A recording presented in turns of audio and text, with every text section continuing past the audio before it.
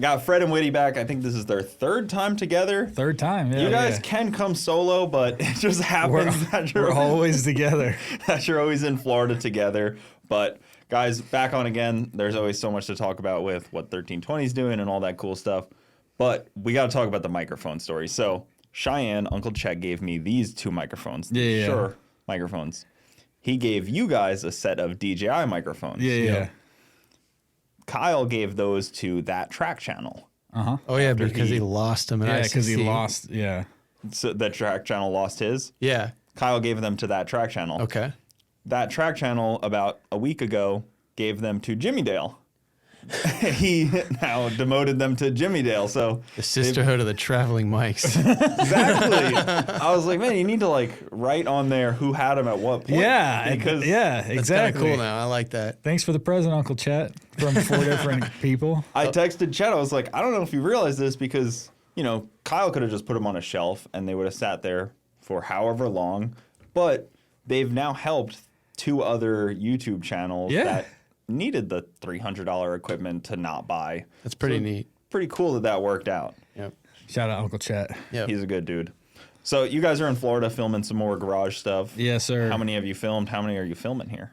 We've done 2, and that's all we're doing for this trip down to Florida. And then I'm heading up to PRI, and Woody's heading home because he didn't want to do PRI. No PRI. You don't want to get sick? Well, okay. That's fair. It's fair. I don't know. Do you want to hear about it, or should I just not talk about it? Tell us about your...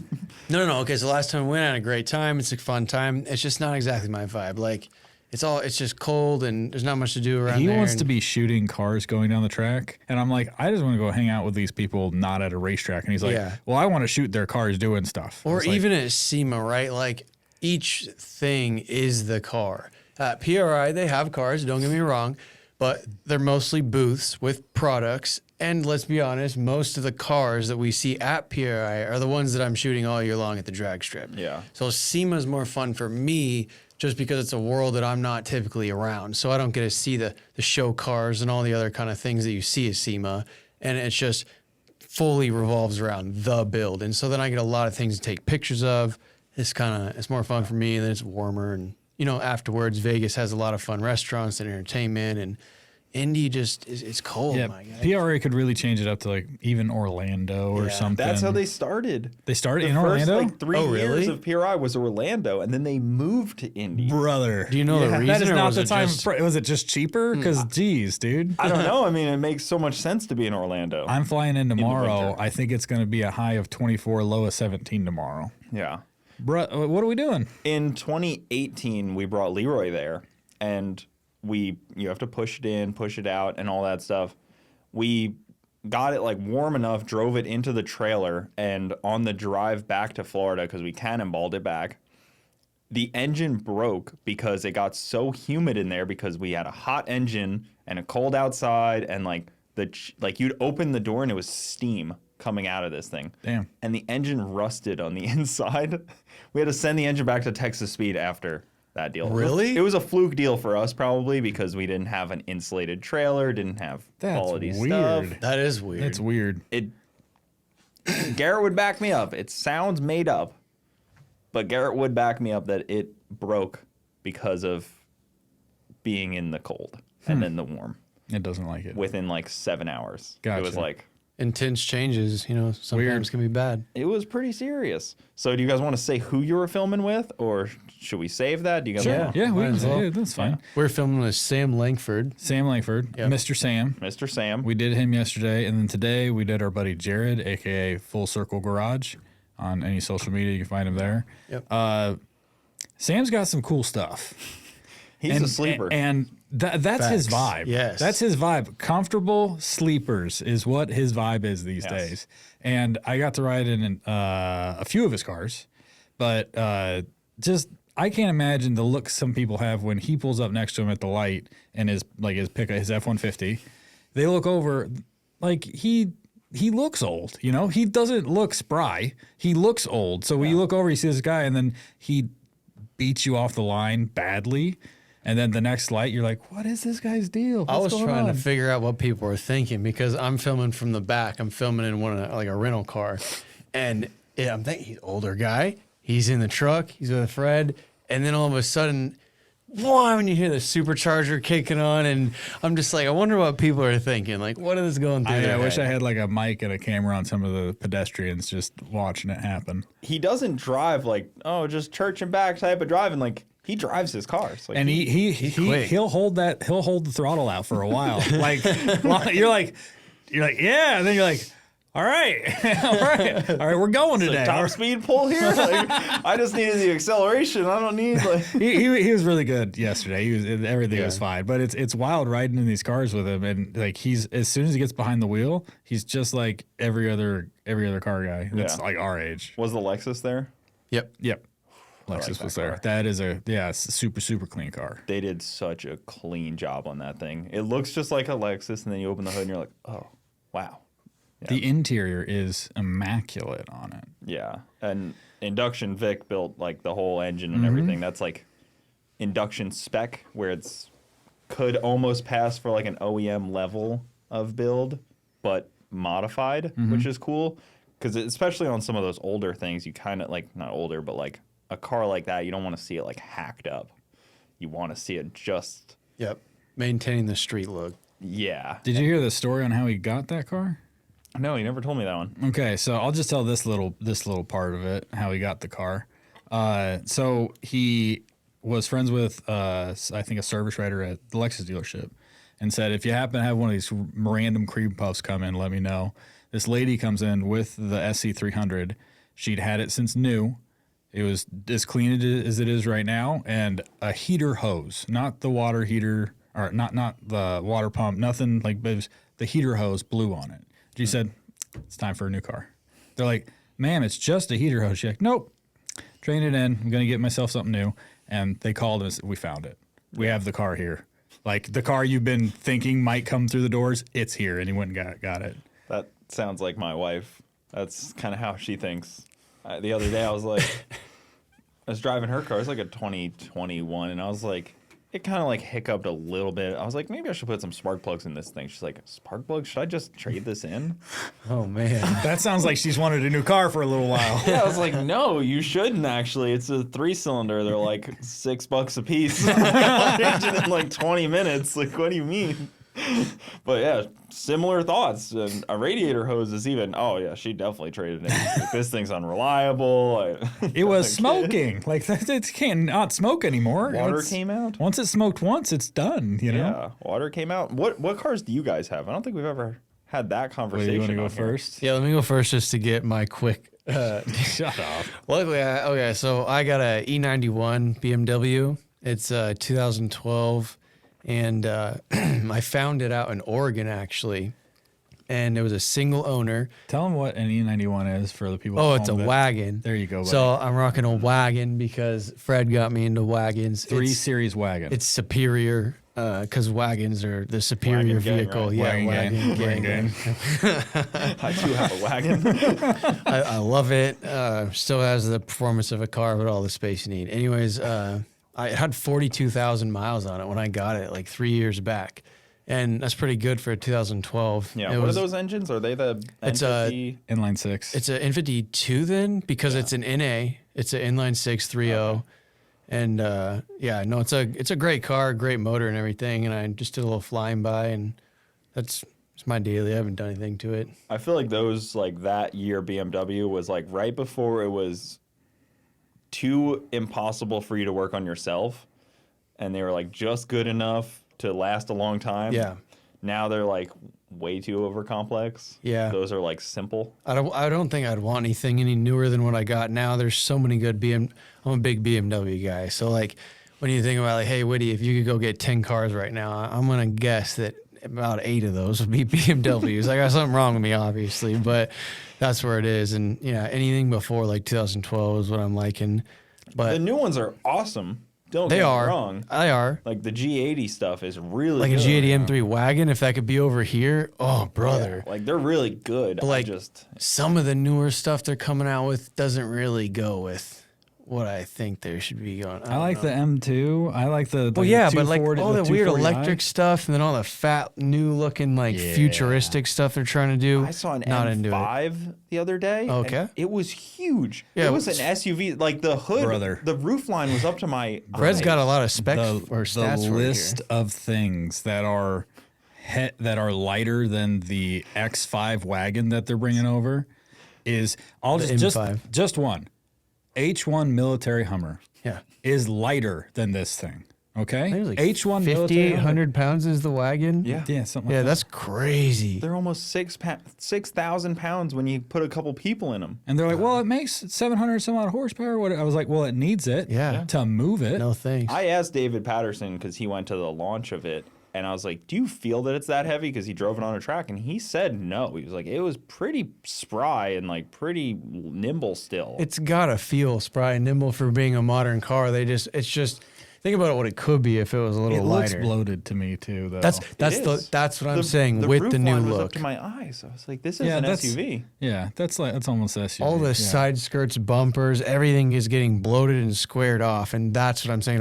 I love the new M2. Don't get me wrong, I good do looking love car. that car. Good looking car. But some of the newer stuff, not so much. And then I also have BMW 310 GS. It's an adventure motorcycle, so not a car, but I love going and doing adventure stuff. It's interesting. So the BMW diehard crossed over so heavily into motorcycles, even though that's pretty much a whole different division. It is, of but everything. yeah, they're actually extremely popular. The GS is one of the most successful adventure motorcycles ever, and I think the S1000RR is pretty successful in the sport bike area. You do but- use it for like the adventure levels Oh, too, which is yeah. cool. I went out to the Alpine Loop with Kyle, Matt, a bunch of our buddies, and we did a whole bunch of trails up through the San Juan Mountains, and that was intense, dude. That was crazy. On like a full size bike with like gear on the back. Yeah, I had my box with all my stuff and my backpack with like all my cameras and the drone and just everything. Because I was like, man, it's so gorgeous up here. It You was. should do sick week with it. I gotta work sick. Yeah. Yeah, but you could use the bike. Okay, rollers are some of my favorite things to get on sick week, hanging out in the cars and getting those rolling shots with race cars towing trailers, and giving that up, I just couldn't do it. But, I mean, that would be fun to do like a smaller one we weren't covering or something with, I don't know. I'm more into like the off-roading stuff. I like riding on the road with it, no problem, but It'd be dude, pretty just boring in hitting Florida. trails is so fun. At least like an OG Rocky Mountain Race Week would be pretty great in it, but Yeah. even now Rocky Mountain It's Race not Week in the is, Rocky like, Mountains. Not There's- Rocky yeah. Mountain. Just Bandamere should Like be. Rocky Mountain adjacent. They said, I think they announced something about The new Bandamere. Bandamere track should be going in like 2027, maybe. Yeah, the new plot of 2026. land's out by the airport somewhere. Have they finalized the plot of land? Yeah, yet? Yeah. Okay, it's cool. it's north of the airport cool. out there. Actually, it's so far out that you just take when you take 80 for us going across Nebraska, 80 to 76, and then it's before you get into Denver, you head south from there. It'll actually be pretty convenient. So you then. don't even have to. We don't even have to go through Denver to get to it. Yeah. It'll be pretty far from the mountains, which is kind of sad because Yeah. that was one of the big You might be things. you might be able to see them in the background, but it's not going It to was be in a into the mountain. side of a I was mountain. gonna say it wasn't far from the mountains before. It was on a mountain. It was on a mountain. It was a mountain. I don't know if we've talked about this on this or if we talked about it somewhere else, but I was just going to say with that new Bandamere track, the only way that I feel like it'll at least have some kind of like major draw since it's not in the mountains anymore. They need to put like a bunch of tech in it. They need to think of like the fans that are coming to watch, have a lot of replay boards. They need to have like AR, augmented reality, kind of overlay different things. So like a run goes and maybe you have some stats going along with the car. Maybe you have like the major milestones like the 8th mile, quarter mile, 60-foot pop up, something to, Yep. you can't just build another track. But do they need to though? I don't know. They're still going to be the only track in that whole area of the country. That's True, Got but Pueblo right there. brother. It'd just be nice if there was on something, Pueblo. but- We've gone there several times. Yeah. We actually raced it. I like the track there. There's nothing against Pueblo. It's I just shit on air- Pueblo so much on this podcast, I almost feel bad. The surrounding area isn't great, but I love the track. It's and all not the track I shit on. Yeah, the at all. track is great. And It's people are always the- nice. Yeah, area. Well, we got our cooler stolen yeah, we out in straight up Pueblo got there's with cooler all of our stolen out of the drinks. back of our truck. Yeah. We that's- probably could have brought it inside, but like, I mean, probably also could have not.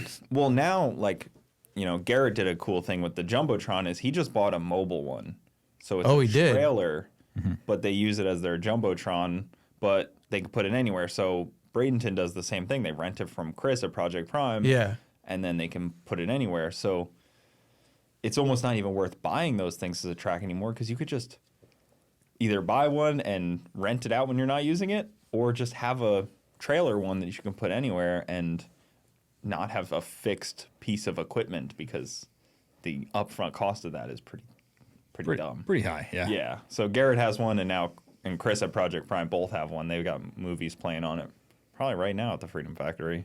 Small Christmas stuff, yeah. Yeah, Chris brings that along to all the Dragon Drives, and I think that's just a massive deal. Like, for all the people to be able to see that and watch replays and see what's going on. And I think sometimes they put up, like, the interviews they're doing in the pits, and I think they're playing the live. It just adds a lot, I feel like. Like, if I was a spectator, I feel like that would add quite a bit of entertainment. Yeah.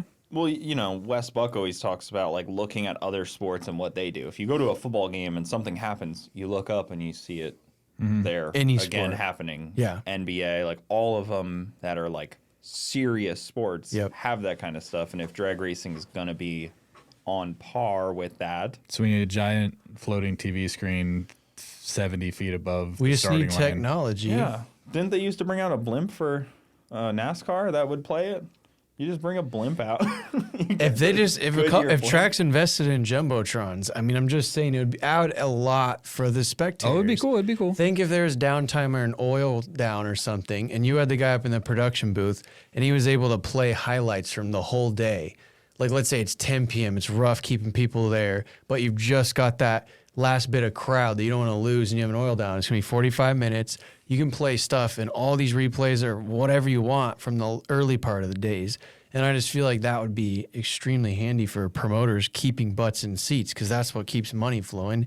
If you're going to have concessions going all night and all your merch and whatever else. For the big events, it makes sense to rent it. For the smaller stuff, it's tough, especially like a streetcar takeover and stuff. It's hard for them to justify renting a jumbotron. Yeah, I mean, I get there's a big financial factor there, but I think it'd be nice to have. We used to have this guy, which I like too, LouTube, where he would film every test and tune. He'd be there with like a live stream equipment and just live stream to YouTube all the passes and the whole test and tune. And he used to do pretty well. He had his own sponsors and stuff. He actually tried to sell it before he moved back to Malaysia somewhere. I was talking to him. I was like, when are you coming back? He's like, I don't know. I was like, are you coming back? He's like, maybe.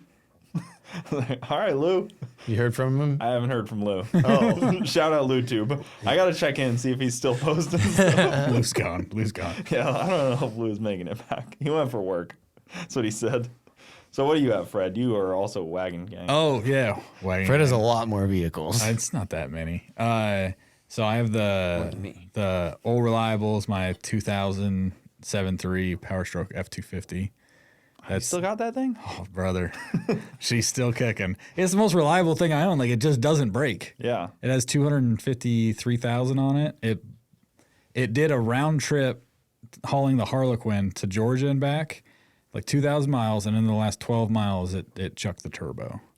So I couldn't be mad because this is the last 12 miles. And That was nice of it. It still drove home. So it just smoked really bad for the last 12 miles. This is the third time that I've heard this story today. He's actually talked to multiple people about his... Because they had 7.3s as well. This happens to be the other third people time with 7.3s doesn't happen all the time. No, it's a small niche group of diehards that are in the 7.3 gang. Yeah, now I know. Anytime I hear it, I'm going to be like, those are pretty reliable motors. Hey, I can sell that thing for as much as I bought it for at this point because they're like nostalgic. Well, they don't make much torque, so they're fairly reliable. They don't make the power that the 6.0s do. Oh. Right, but they're a lot more reliable than a 6.0. Well, the 6.0 at 100% failure rate. Yeah. Which is... Yeah, a bad just takes rate. time. It just takes time. Yeah. They all failed. So I got the 7.3, and then I have two Mercedes-Benz. They're both 1990. They're both white with gray cladding, 300 TEs, which is the E-Class wagons. Okay. So I have two of those. One of them's nice. I put it on air suspension and AMG monoblock wheels. And then the other one's like a beater car. They look the same on the outside. One's a little cleaner, but then the interior is just the only difference between them. What engines do those have in them? Do they have? 3-liter inline six. It's called an M103. Is it that diesel deal? No. Oh, okay. It's not a diesel. It'd be worth a lot those more like if it was. Mercedes diesel inline ones, right? That Yeah. everybody loves. Like the OM606. Yeah. That is like the god diesel motor that Mercedes came out with. Like it was later on in the, I think it was like 94 and 95, I think is when they started with those. Maybe it was about there, I think. Yeah, I didn't know what they put those in, but every time I see them in something, they seem pretty cool. Yeah, every time I bring the car out, it's like if somebody thinks it's cool, it's like, that's awesome. If somebody knows wagons or the Mercedes, that era, they're like, is it a diesel? I'm like, no, it's not. Sorry. How many of those even made it into the U.S.? Quite a few. And they a lot of them still run. When they come up for sale, they're really valuable. And Okay. Do you think people are mad that we're not calling it like an estate car, like an E? No, You know, dude, like it's Europeans. This is no, it's An estate car. Fred. it's a wagon. It's a wagon over a here. saloon. So I got two of those, one clean and one kind of beater car. 1996 Volkswagen Golf Harlequin, Which one do you drive more, the beater or the clean one? the clean one. Right now, yeah, the clean one. Once Harlequin, yeah. once the like snow starts to fall and shit, I'll drive the beater because I don't Switches care. over. Yeah, seriously. And then like The nice I one's drove nice. I drove the beater I drove the nice one to the office. I drove the beater for like a month, like the beginning of the year, like because it was like March or something like that. Then when it got nice in April, I drove the nice one to the office, and one of the editors came out. I was like, I didn't know this car was that nice. I was like, this is a different car. Like, okay. It's Can't pretty hide funny. money. Yeah, I have two vintage Mercedes. Hey, just let him keep wagons. going. He's got all sorts Can't of hide money. So I got the Volkswagen Golf Harlequin, and then I have the '64 Corvette. So all my stuff is old, technically. The 64 Corvette is old, but the Harlequin's like, it's not too old, right? My newest car is the truck. Okay. And it's a 2000. Okay. The Harlequin's interesting because, like, when I first met you, you struck me more of having a Volkswagen streak. But now I feel like you don't have it as much, but you still have the car. Is What that do you mean? Like you think I'd be just hardcore, just straight Volkswagen? more of a Volkswagen guy? Because there's No, like I like a little- Volkswagen guys pretend other cars don't exist. No, I know what you mean, and like there is like some serious brand loyalty guys out there as far as Volkswagens go, and I've owned a couple Volkswagens, but I like a little bit of everything. Like I have Volkswagens, Mercedes, Ford, and Chevrolet in my collection right now. Mm-hmm. And one thing I've never owned is a JDM car, or I don't want to say JDM because that would mean it's imported, but like any Japanese manufactured car. Do you have any desire to own any? There's Japanese? cars I would buy. I've just never. Maybe like a BMW. Oh no, that's fine. Yeah, I've mainly owned a lot of European and American cars. Yeah, European has a. I don't know if I've ever owned a European car. They're the best dailies. Fred was saying that he was thinking about one of the next cars he was going to get was going to be a BMW Z3 Coupe. Whoa, buddy. Not for a daily, Like but the- that is He said he was going to get one. The Clown clown shoe. shoe? Yeah. brother. Like if there was a Witty wants to get like a 2002 or an E30 or something like that, and I was like, I would love to have, because there's not a lot of BMWs, and like I would love to have that one, but a clown shoe. It doesn't even have to be an M clown shoe. I just want just one of the clown shoes because I just love the way they look. Did you see that video where Hoovy got all the silver ones together? No, Like he got like all the 95 or something like BMW lineup from a dealership together, like all like he mint bought condition. all of them. Yeah, just to That's bring something the he lineup would do. together. That's something he would do. That's cool. It was pretty cool. He was like, I think this was the best year of their. That is a really cool Maybe thing it was to like do. 2004 or something like that. It was some specific year and Buy the whole lineup silver from and the whole lineup. I That'd be would pretty love dope. that. They were I would all love- unreliable though. It was like this one's falling apart, that one's broken, this Dang one it. got towed here. Great for a picture. Great for a picture. but- Awesome. That's what he did. He was like, I need to replicate their like promotional stuff. And of course, they're all silver too. Right. I follow a guy on Instagram who has a white M3 from everything from the E30 to the E36, E46, the E90, the fucking, I think is it like an F80? So he has all of them. No, he doesn't have the new G80, but he's got all of them. and they're all white and they all look so good. I'm just like, damn, He's so like jealous. European Kyle Loftus. Yeah, he has all the white cars. You should dabble in some European daily stuff. Yeah, why don't you have any Europeans? This is the best daily you're gonna get. I mean, They're just, dude, they're so good. Like Audi, Mercedes, BMW, Yeah. Porsche. I do like probably Audi. I would lean towards the most. It's a good choice. Porsche, I'm a big fan of, but What I are don't we know getting? I would What are get we with getting a from Porsche. Audi? What are we getting? I really like the RS3 stuff. Is really nice. It's like small enough where it's like you're still driving a car, because that's where I hate like some of these cars cross into like just so big that it's like, okay, well, I like the little I cars. already have a wagon. I don't need something that big. RS3 is pretty small, so it'd be like your kid right now is so small it could fit in the back seat. Once it gets legs, probably not going to fit in the back seat. Yeah. I fit in the back seat of an RS3. Wasn't that an RS3 Oh, at we Hank? took that thing around. I That's sat in the right. back seat and edited on my laptop comfortably while we drifted through a warehouse district. That is true. I forgot you were sitting behind me, That's true. and he's 6'3", so that's pretty good. Or even the newer BMWs are really nice. The M3s are pretty awesome. The G80s, right? Is that Yeah, what those yeah. are? Yeah, I That's like what the everybody's racing M3 now. because the four doors kind of balance out those big grills. I am not a fan of the new M4 with the big grills. Yeah, For some the reason, long, aesthetically, it does not please me. Snaggletooth looking thing. Not a fan. Well, honestly, I know this will probably get a little hate and probably a little weird, but when the new Supra came out, I was really looking at that as like a daily driver because, I like those. yeah, everybody's like, oh, it's a BMW. I'm like, yeah. So it's great. That's what's cool. That's what you want. Like, it's- It looks good. And like, man, you know what? You see the black one that comes at TX2K every year, and I get this picture where it's doing a burnout. It's got the big fat tire. It's got the parachute. And I'm just like, dang, that's a mean looking car. They look as good. a race car, no thanks. I'm good on that. As a daily driver, like a bolt-on street car, they seem like a really good option. How come you don't want the race car? I thought they were getting a lot of really good power. They're getting like 7 seconds. They in a quarter are. mile. They're But- braking a lot too. Are they? I don't watch them. I don't ever see them. I want I like my race cars to be more shit boxes. Okay. Yeah. Fair. Something that like, Well, that's a valid for what we're talking about. gets beat up on the track and like, Oh. it's tough having a really nice race car. But would you agree that you've seen some pretty good, progress in numbers out of these B58s and S58s? They're very impressive. Yeah. I mean, it's awesome. Like those cars are, the level that they have progressed seems faster than most cars. I was thinking the same thing. And it's cool to see BMWs back and like being fast again because I like them, and just to have them in a drag strip and 7 seconds. Jeez, Louise. I mean, they have an M3 in the sevens now. They got the M2. Oh, or is it a 240i? I think it's the M240i, the one that M240 TX2. is all-wheel drive. Yeah, all-wheel drive. That was in sevens. They might have an M4 in the sevens now. I mean, that is Well, nuts. compare them to the C8 on progression.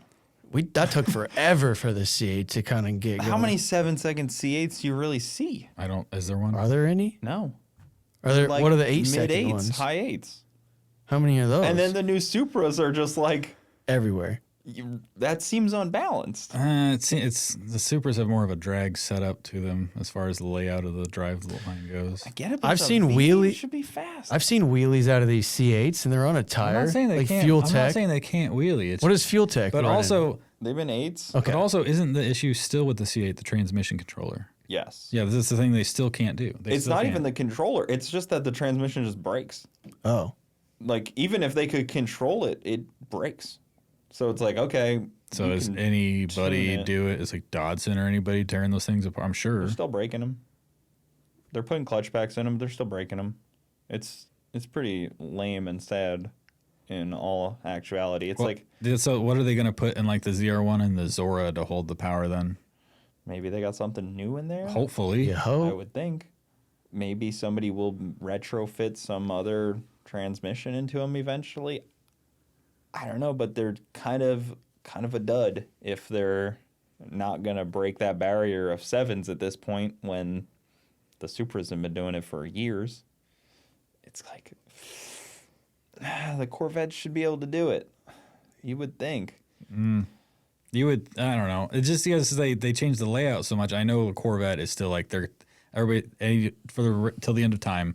A new Corvette, whenever it comes out, is going to get drag raced because that's an American sports car. Yes. But it's the mid-engine stuff. I don't think, and with the transmission issues that they have, I think a lot of people just steer away from it. Like, hey, we'll come back and I'll get a C8 and modify it when they're figured out, and they don't want to be the guys to figure them out. And I think we're still there, but somebody would have figured them out by now, because what other car has that layout? You know, it's like a kind of like a Lamborghini. You would think that somebody would try to figure that out. Of course, not all-wheel drive, but for $70,000, if somebody like Sissio could put turbos on them for you and make them fast, you think they'd be selling those like hotcakes, but they can't figure them out. Well, apparently they can make power and be reliable, just not a lot of power. So the ones that, what you're talking about, like doing a 7-second quarter mile, take a lot of power, and those are the ones that they don't build. And like those are the ones that aren't going to be ones that last a long time. But I've heard of 700-800 horsepower C8s all day, twin turbo ones. Yeah, they make that kind of power. Yeah. They just don't. I mean, 700 horsepower is not going to get you into the sevens. No, but I'm saying like customer cars, that's what a lot of shops are like pumping out all day, is those, and they work and everything's fine. But it's like when you want to go fast, that's not figured out. And didn't it take them a while to even get to that point? Because I remember when they first came out, Fred was talking about how like they couldn't crack the ECU till like last year. Yeah, like that took so long. Like you're talking about the progression, so it's like that took so long. So the like initial hype, like it took so many years just to even get people to want them. You literally are just gonna have a stock car. And then with the turbos, we got to drive. You drove somebody's that I rode with you. Vengeance. And he's like, don't go over 50% throttle, because that was in 2020 though. It was like brand new car. C8s had just dropped. Yeah. And they had turbos on them, and basically just so you could rev it in neutral and hear turbos at that point, because it was just for the look. You couldn't tune them. The piggyback stuff wasn't even figured out yet. So like, slow progression. So it's still like that though. They're still like, I bet you Ron at Vengeance still is like, yeah, that thing sucks. And you know him, he would tell you in a heartbeat the truth on that thing. Vengeance is cool. I still like C8s. I know you can't modify them to the moon yet, but I still enjoy C8s. I still think they're cool. Do you think that ZR1's going to be like the cream of the crop when it's really like in people's hands and stuff? Because it should be. Spec-wise, it seems like it. I think it'll do a sub 7 second around the Nurburgring. It's interesting because I was just talking to somebody because the GTD just did a 657. Yeah. And I think the ZR1 will do it, and I think the Zora will push it even further. The ZR1 should do it. It is definitely more. It's 1,000 horsepower. Yeah. Mid-engine. It's set up to go around that track. Like the GTD is like the only real front engine on that list. Right, but it is a GT3. Like it's a homologated GT3 car, so that is like a legit race car you're driving on the street. I get that, but the ZR1 should be able to break that 7-second barrier as well. Yeah, and there's going to be a ton more ZR1s produced. Yeah. The list of like fastest OEM cars is kind of funky because I actually posted the list the other day. The number one car is the AMG 1, which is like that. We can't get it over here. It's not legal. 40 of them. Lewis Hamilton bought 2 of them, and the other ones are probably just going to sit in garages. It's like, that one's kind of, I know it's a production car and all. And then a couple of them were Martley Racing or whatever it is, like spec'd out GT3 RSs, where they go to like a tuning company. Mm-hmm. So those kind of, does that really fit the list of production car? I don't think that counts. I remember someone saying something about that with the Lamborghini that they did too. I think there was like an Aventador or something that was on the top of that list. And SVJ? Yeah, but they did something to where it was like they took a bunch of weight out. They did something to where it wasn't how it would be if you just bought it from the dealer. Yeah, the Aventador being number 5 on the list was very surprising to me. Okay, I'm looking at the list now. It went 649.40, which is Aventadors. They never really struck me as like a car that would be fast around the Nurburgring. No, especially because like they came out in 2014, 13, something like that, and single clutch gearbox, and they've had the single clutch gearbox the entire time, and they're in the 640s. That's insane to me. I vaguely remember some articles around that time saying something about how it was like a weird record because it wasn't exactly how it would be from the dealer. I don't remember what the specifics were, but you know. I thought the Aventador was made so people could pull up to like a, restaurant or like a car meet and go, rum, rum, rum. The Aventador guys love shooting fireballs. Oh, out. yeah. Nobody revs they should have a rev meter on Aventador when you go to buy it. Like, Oh, geez. you know how like they have like a odometer. You should also have like how many times is it revved sitting still? Then you gotta pay to like refund your rev account on your car. Yeah. Oh, God. Aventadors need that because that's all people do with them. That's You fine never as long see as I people get with to hear the it. Huracans Throw doing flame. Oh, that. it sounds so good though. They throw flame. The V12 sounds really good when they get revved That's what up I'm like saying. It does, but that's like its majority of Aventadors' lives are spent just like that. Yeah. free revving in a parking lot. Driving from the house to the Cars and Coffee, and then revving, and then driving home. Yes. Yes. And I'm okay with that. I like that. This list is also weird because the number 3 on the list is the AMG GT Black Series, which is very surprising. Again, another front engine car. I was wrong on my. I was about to say Is that the car that Jordan had? That like little small coupe? No, this is the like GT Black Series is the the GTR looking car looking one where it's is like the, Yeah, is, yeah, the, yeah. is the AMG GT with a long hood. Yeah, and- yeah. It's like- very very good looking car, but that is surprising. It's number 3. yeah.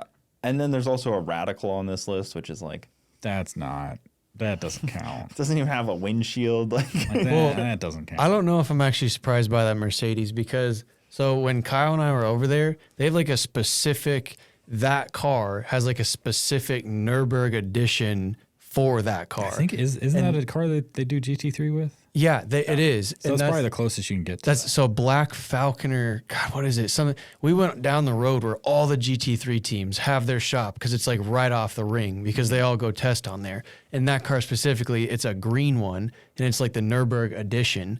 And then they also have their shop. That's the GT3 car. I'm not too surprised That just makes because I sense. feel like there's a ton of R&D into that platform. But with the Aventador, yeah, and like you were saying, some of the others, I was like, huh. yeah, the Aventador really threw me off because that car I never pictured as really anything. People don't really track Lamborghinis. They don't twin turbo them. They don't. The Aventadors don't do You anything. have BMWs and Porsches and fucking It's Mazda kinda funny Miatas, that- Ferraris even. That car, the owners primarily don't do anything to them, and it's close to the record, or it held the record for a while, didn't it? Yeah, I didn't think it would do anything like That's that. wild. The GTD took it from the 918, which 918 is one of my personal favorite. Those Like, are I have a sick. soft spot for 918s. I love They're so- 918s. Those are nice. we don't talk supercars much on this show because it's more of a drag racing show, but I do love some hypercar, supercar stuff like that. It's just the 918s are sick. And like a Koenigsegg and like you got to appreciate that level of car. Koenigsegg as a whole, that's my favorite car company, just like as far as ingenuity goes, because they just take something and they're like, oh, it's been designed like that forever. Why? They just say, why? Why do we have to do that? And then they design something completely different that works way more efficiently, way better, makes more power. And like everything they bring out is just the most ridiculous thing you've ever seen. Do you guys know the guy at the Hamilton collection? Never met him. Because he would be cool to try to get in with a garage. You would probably have like a 3-hour video, but He's got a lot of cars. he has like Koenigsegg's and stuff on order. He seems chill. I've seen him on a couple different YouTubes. Yeah, I'll have to try to get you guys in contact with That'd him be cool, because that'd yeah. be pretty cool. Prika used to work for him. Oh, really? Prika knows him really well. I think Prika got me his number. And I think I might have it. Well, I'll check. Yeah, he's got a place in Orlando now, so he's not far, but that would be a cool one. I mean, it'd be tough because it's like Illinois, Orlando, a bunch of different places. Cars are all over. That's got to be tough with some of these guys is trying to schedule all of their cars to be in one place. Not so much. It's their cars running. Yeah. So not all the cars have to run, but at least the top three need to be able to take them out to drive. And sometimes it's like, okay, well, my usual what would be number 1 and number 2 are broken right now, so we're gonna take out 3, 4, and 5 as my 1, 2, and 3. And it's like, this sucks. Our buddy George, that's where we're trying to figure out getting all cars in one spot. Oh, George! Yeah, George thinks he's gonna ship his cars from T1 to his house in Pennsylvania just for us to come film the garage and then ship them back. I was like, you don't got to do that for us, George. So we're talking Like, that's Laser George Dodworth. Yeah. I was like, George, you don't got to do that for That'd be like real like, expensive. are we gonna take these out? Probably. These are full on race cars, so you're just shipping them out there just so they can sit there. I was like, Big tire so GTR. I get that George can do whatever he wants. He's got the money and power to do he could do that tomorrow. He could be like, I want my car here tomorrow, and he'd find a way to do it. And Tony will fly in. Yeah, Support. I don't know if we need he does have a lot of cool cars though. George does. George And does he's got have a great collection. He's got a really cool property too. I was at TX2K when the 4-rotor RX-7 pulled up and was like revving it, showing it off to everyone. And I think George went and bought it. He did. Like he just on the spot, he was Yeah. like, "Oh, I'd like that. Yeah. I'd like to Big buy that." rotary It's guy. like, it's not for sale. No, I'd like to buy it. Has he ever showed you his other rotary cars and imports? I've seen George. photos of them, but not like. He's got some He cool used to stuff. own a rotary shop. really. He's like Yeah. a Veilside RX-7s. Yeah, he's got some cool dude. stuff. Straight, he's got some cool stuff. I've only ever seen like a couple like, you know, people are really badass when they don't show off their cars that much, and they got them all. And he's kind of one of those guys where like you see sometimes like a photo go by, and it's like, oh wow. We need to do that garage. Maybe we should have him ship them cars. Yeah, out. well, we should hit George up. Hey, you want to get those back up there? We'll find another garage to do. Well, we should probably got to wait till springtime for that part of the country. Yeah, I don't know. Or just try to do like a part 2, like get some of them when you're in Texas next time, and then All right, we're gonna clap, and then in 7 months we're gonna do the rest at your yeah, house. why not? I mean, it takes you guys a while to get them out anyways, so That's it's true. like That's We true. are going to Texas, possibly. that's what I mean. It'd Oh, it's true. We could stop by the shop. be kind of cool to show some at T1 and like That this would is be where funny. they This kinda is where live. these Hey, live. that's a good idea. That's a good way Hey, to and save George George could just- $20,000 in George shipping. could just fly in. George has a plane. He could just fly in. Yeah. Okay, man, we're TX2K, getting fine. things flowing here. We're flowing the TX2K. brain juice. George, we'll get a hold of you. Yeah. And then We could just go. We could just be. Hey George, meet us at the shop. Meet us at T1 before TX2K, and then we'll film there, and then we'll go to his house after. yeah, exactly. I think that would work well. Yeah. Okay. So George isn't here, but that's what we're gonna do. If anything, that actually shows it more too, because like the cars being in Pennsylvania doesn't really make sense because I don't know if those cars have even touched tire to his property in Yeah. Pennsylvania before. there was just a half mile here, and it was interesting to see some of like the, people like Giddy and stuff racing in the half mile, because I feel like he's been so MIA of racing. Half mile racing in general just hasn't been a big thing in a couple of years. Was he in his yellow Lambo? Yeah, Is Nice. I think so. I think it was. it's I seen it at Performante. FL2K a couple years ago. Performante. Yeah, it's a Performante. Somebody went 248 there in a Lambo, one of the 316 cars. That was Oh, pretty nice. stout. Which one did Mark just broke the half mile record? I think was that in not- Puerto Rico? Oh, was it I'm pretty sure. Who what? Mark Rue in the silvery gray STO? Oh no, there was a GTR in Puerto Rico that went 253. No, this guy went 260 point. This was a something. few months ago. Yeah, That yeah, was a yeah. little while ago. Okay, We so know that- the car you're talking about. I just so- can't remember what half mile that was at. I'm so disconnected from half mile stuff. Same. We stopped kind of going. We haven't been to one in over a year, I think. It's really hard to like. You're so far away from the action. That's one of the biggest things as far as just like like, video. Well, also for a while there, like the rear wheel drive record and just the overall record was was a getting fight. beat like every other. That was event. cool. And people were Entertaining. coming at, so that kept it exciting, And then That's- people stopped trying, and 5 or 6 years went by, right? Yeah, I mean, Hike speakers. Underground did 259 like at Indy. a while ago. Yeah. And then they just did 260, I think is what it was. Yep. Or a faster 259. It Whatever was 260 point something. Yeah, and the STO, Yep. the silver one. It genuinely shouldn't go much faster than that. Like, Why? I know records are great and all, but like, that's really rolling for some of these cars on a place with no barriers and like. You Like could just- airplanes go land there. They're going faster. So you're saying there's no walls? That's to, like, stop good. You from that's Then not because whenever that they do, good. they just spin out and come to a nice stop. Walls are like Not at 250. You're Well, gonna spin off into the freaking. all it has to do, all the side of the car has to do is just cut into the grass deep Yeah, enough, yeah, and then it starts yeah. to roll. that's not good. Yeah, Yeah. no, they freak me out, and that speed is a lot. But I mean, yeah. it's like NHRA. They brought it shorter. For a reason, they brought it to 1,000 feet. In And the top fuel. now they limit them a bunch of different ways, and so now it's literally to the point where don't take this the wrong way. No, but he's gonna love this. it's NHRA like stuff is now like bracket racing with a lot of money. Because all the cars are as maxed out. They're not going to allow the funny cars. They're not going to allow the top fuel cars to go any faster. Like Tasca going 241, at the shootout was it wasn't in NHRA spec or it wasn't an NHRA event, so he was able to do that. It was like, oh, so the cars can do it. They're just not allowing them to. So that tells me they're putting the limit on the cars right here, and it tells me this is a bracket race. Well, they're pretty small cubic inch. They're only 500 cubic Yeah, inch. yeah. Like, if they were really, like, unlimited, that shit would be crazy. That'd be I'm not cool. saying unlimited, but I want to see like, that. Or, like, more open. like when like these guys are figuring out how to make more power out of 500 cubic inches to go fast, and they're like, oh, well, we're going to limit something else so you can't go that fast. And it's like, we're bracket racing now.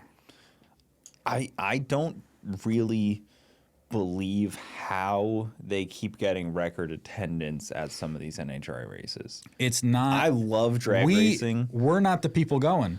It's I know I'm not. It's older people that maybe they went to drag racing into drag racing way back when they were kids or whatever, or people that don't watch drag racing. They're like, this is the fastest drag race cars you can see, period, which is fact. And they'll go watch it. Like people that aren't into cars or anything, because it's exciting. When you're in the stands and like a 12,000 horsepower goes down the track, you feel it and it's awesome. So I get that, but it's like it's not regular race people going to NHRA events, I feel. Yeah, and that's the disconnect I have. I don't understand how something like the Gator Nationals had its biggest turnout of all time. It just doesn't.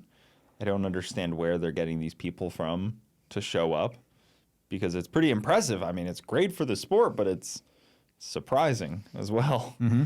I'm glad to hear drag racing is alive and well. When you hear something like that, it's great because that's drag racing at the highest level. Yep. But again, I don't think it's people like us going to the events. Yeah, and I couldn't tell you the most of the drivers. I know a handful that cross over into our world, but I am pretty disconnected from all NHRA stuff. Some of it's cool. I like Pro Stock is pretty cool, but I can't really sit and watch it. It's kind of like golf.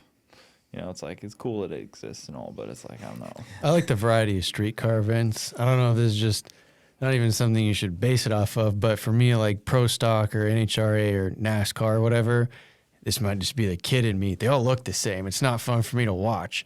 Maybe, yeah, they're fast and there's some cool racing, but you go to a streetcar event or you go to World Cup Finals, FL2K, TX2K. I mean, dude, those, you go through the pits and you're just like, whoa. Like you keep seeing really cool cars that are really unique, lots of variety. Each one has its own like personality and vibe to it. It's not just the exact same body, literally the same body and same engine with different stickers on it, which is fine. It's still cool. I'm really glad all levels of racing exist. Everything trickles down. Some things go up. I mean, it all comes together. I'm glad. You need a huge community for the automotive world because we're so niche in the first place, but I definitely enjoy more street body Well, we things. can talk about, Pro Mod that just happened here, the Outlaw Pro Mod, and there's turbo cars, there's nitrous cars, there's blower cars, and then there's somebody like Kai Kelly. Hell yeah. That just rolls in Hell and says, yeah. Dude. Yeah, we've been I'm a Pro Mod now. That's Seeing sick. that and seeing him beat them at their game, those guys were probably so mad. All of them probably just wanted to find some way to make him illegal, to not be able to come back. It's like, he came here and he's just like random guy from down south. Like, oh, he's just some street outlaw guy. What he's not gonna qualify. Getting Some out third first gen round. from Mississippi. Yeah. Mississippi rolls up. And like you it's say- a steel body car. What is this? And goes out there and just whoops them, brother. That's the coolest thing. Headlights on. And Headlights on in Pro Mod. Did you guys see his post on Facebook? He said, so with all the rumors and talk and hey, whatever, I just want to prove y'all wrong. He ground off the paint on his car to show that it was bare metal and then posted a picture I of could have it. used a magnet, but all right. And I was like, oh my goodness. Like I the don't know if whole that's I don't know back. if that's a current photo. Yeah. It might not be a current photo. It, but like, still. but yeah, it If was it like, was a current photo, it's like, geez, that would be you some didn't do dedication. that. But the whole back half was like ground down. You could see this, Yeah. the metal and everything. But it was just cool. it's the rules for no prep king, so it obviously It had no to reason fit. to question that. It makes sense, like of course. People just weren't ready for that. But it's like a short car, short wheelbase, sick. like factory appearing, factory front end, like I'm and then happy to for go a a guy. 50. Like it wasn't just luck. It wasn't just like, oh, he got a couple easy hits. Like he still went a 359. He's moving. That's quick. Moving. Yeah, Old street racer. it was yeah. so cool to see. I actually went the next day and I was talking to him for like 20, 30 minutes, him and his crew guys, and he was just like, yeah, man, I don't know how it happened. I just came kept here, letting go of the button. Came here, whooped up on a bunch of pro mods. Yeah, just kept letting go of the button. And now I think there's going to be a bunch more No Prep King cars probably in there. Oh, you they- think Odom will show up, your boy? Your boy? But I'll say some of those racers need something to do now. Yeah, I don't know. I think that he might be a little tied up with some other things. His car was there. The GTR was out. Yeah, I think someone else might have it. Somebody now. else is rocking. It says in that Bernie car. G on the Jim side. Howe was driving it, no? Right? Oh. Howe? Maybe? It said, I don't know. Maybe he was. It said, I think it said Bernie G Racing on the side. Yeah, that's an interesting deal. I dug into that a little bit. Yeah, I think he might just be dealing with some things that are. He's just dealing with some things. He's a little tied up right now. Yeah, I don't know, but I don't really, do that no more. But I think that a lot of No Prep King guys should get into the actual races where like no prep stuff, maybe even some more pro mod or high level stuff like that, because the show is done and the live stream on YouTube, I don't even know if it exists anymore, but if you could get all those guys to come actually go to races, go to these, there's tons of no preps. They're totally worth it.